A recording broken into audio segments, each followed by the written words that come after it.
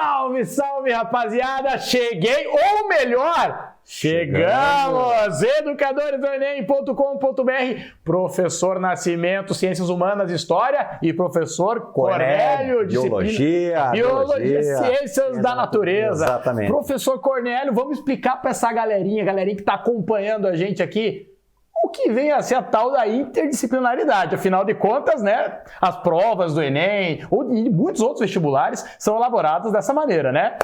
Falando em Enem, quando falamos em Enem, vem em mente sempre contextualização e interdisciplinaridade. E o que é essa interdisciplinaridade? Se você quebrar a palavra interdisciplinar, significa o quê? Aquilo que é comum entre as disciplinas. Eu costumo dizer que é o diálogo entre as disciplinas. Ou seja, as disciplinas têm algumas coisas, várias coisas comuns. E o Enem é especialista em cobrar exatamente a interdisciplinaridade. E é por isso que História e Biologia estão juntas para trabalhar a interdisciplinaridade. E você quer ver como isso ocorre? Por quê? Porque é assim que cai no Enem. Observe uma questão que nós selecionamos do Enem para você entender esse processo de interdisciplinaridade. Vamos lá, professor? Vamos uma lá. questãozinha bonita que diz o seguinte: existe uma regra religiosa aceita pelos praticantes do judaísmo e do islamismo que proíbe o consumo de carne de porco.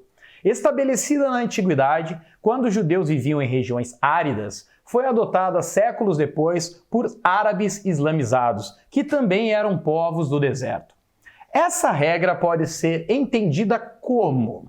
Interessante, né, professor? Aqui nós vamos ver exatamente o que é a interdisciplinaridade. Se nós pensarmos aqui, tem todo um contexto histórico, fala do judaísmo, do islamismo, podemos até dizer que aí tem um aspecto religioso associado, né? Mas tem um aspecto biológico. Se nós pensarmos no Pentateuco em si, analisamos o povo judeu, nós vamos verificar que até hoje o povo judeu talvez tenha o melhor manual, né, de epidemiologia de toda a história. Uhum. Né? Porque o povo judeu tinha relação em matéria de cuidados com a higiene de coisas que foram descobertas séculos após. Por exemplo, se nós analisarmos a questão da lepra hanseníase, né, o bacilo de Hansen, nem se sabia que era uma bactéria.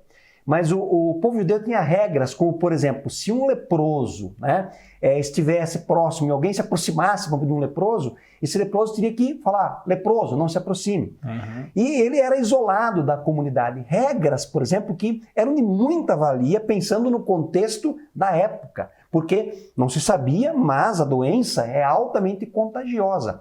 E aqui nós temos uma outra questão bem interessante que fala da questão de alimentação. E o Pentateuco também diz, e deixa claro, né, que o judeu não deveria comer, por exemplo, animais considerados impuros que, por exemplo, pensar em animais de grande porte, eles teriam que ter as patas fendidas e teriam que ser animais ruminantes. Então, chamados 4 dedos, né? Por exemplo, o cavalo tem 3 dedos, eles não comeriam.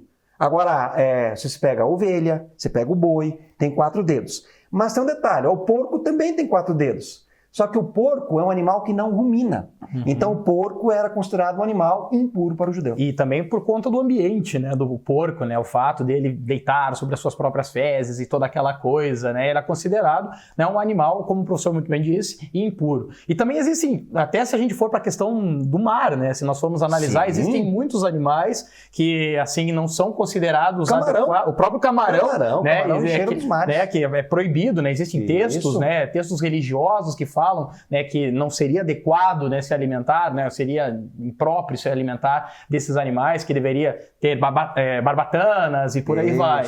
Então a gente percebe aí que une-se a questão cultural com a questão biológica, o que faz com que a gente tem uma questão, um enunciado que envolve essa questão de interdisciplinaridade. Pegam 2 elementos e misturam numa questão. E é interessante que tem uma coisa boa e também uma coisa ruim se pensar na questão do porco, né? Uhum. Porque esse estigma na questão de o porco é um animal impuro, ele carregou-se posteriormente, até hoje, na questão de uma doença que é a teníase, né? Uhum. Todo mundo fala assim, não, o indivíduo ele pega a teníase se ele comer carne de porco. Pode pegar, mas hoje, como a tecnologia evoluiu demais, a forma do porco ser criada é muito avançada, raramente o indivíduo vai estar pegando a teníase. Por quê? Porque a carne de porco tem muita qualidade, ela é fiscalizada. Então ele pode em si Eu diria que hoje a carne talvez mais complicada para o indivíduo ingerir seria de peixe.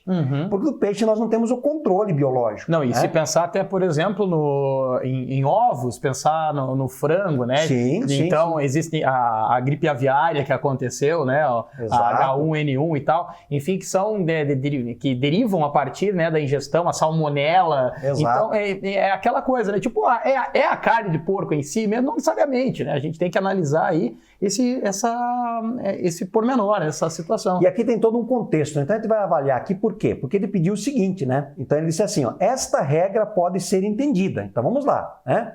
Uma demonstração de que o islamismo é um ramo do judaísmo tradicional, um indício de que a carne de porco era rejeitada em toda a Ásia, uma certeza que do judaísmo surgiu o islamismo, uma prova de que a carne de porco era largamente consumida fora das regiões áridas, uma crença antiga de que porco é um animal impuro.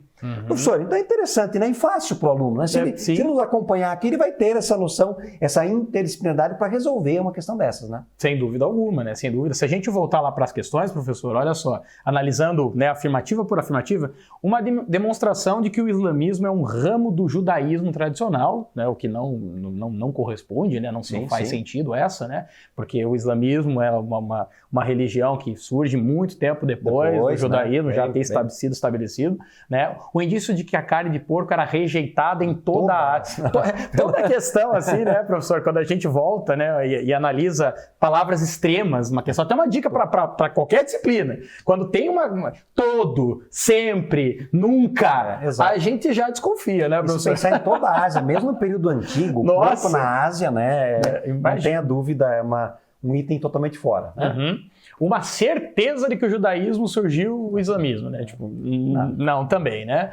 Uma prova de que a carne de porco era largamente consumida fora das regiões áridas. Quando a gente pensa na questão do consumo, né? Tipo, ok, né? A carne de porco era consumida, né? Era amplamente consumida. Não dá para dizer que é uma prova. Mas não dá para dizer que trata-se de uma prova. Nós estamos falando de uma evidência, né? Ele era consumido, mas a questão não está tratando de que isso representa uma prova. E uma crença antiga de que o porco é um animal impuro. Aí realmente, né, faz todo sentido o que está sendo tratado ali, a questão, né, que realmente acreditava-se por conta disso que nós tratamos para você, de que o porco é um animal impuro. Na cultura, a cultura, por exemplo, ocidental, se nós pegarmos, né, a ideia, né, a carne de porco é amplamente consumida. Mas se pensarmos em que existem lá no Oriente, muitos povos que consomem, por exemplo, alguns insetos, alguns aracnídeos, isso causa para nós, isso é uma estranheza. Para a religião judaica, para a religião islâmica, é a mesma situação do carne de porco. Eles olham para o consumo de carne de porco como,